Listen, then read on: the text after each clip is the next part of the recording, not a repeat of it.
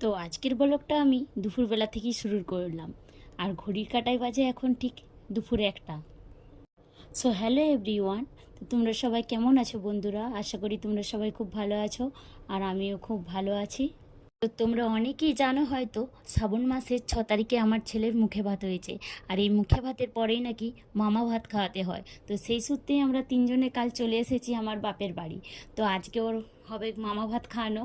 তো আজ আমার মেজো জেঠুদের ঘরে আমার মেজো জেঠিমা সবাইকে বলে দিয়ে গেছে, আমার বুনুকে, আমাকে এবং আমার ছেলেকে আর আমার বরকে। তো আমরা 4জন মিলে যাব খেতে আর কি।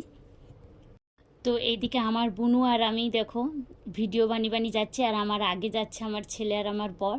তো আমরা আমার জেঠুমাদের বাড়ি চলে এসেছি।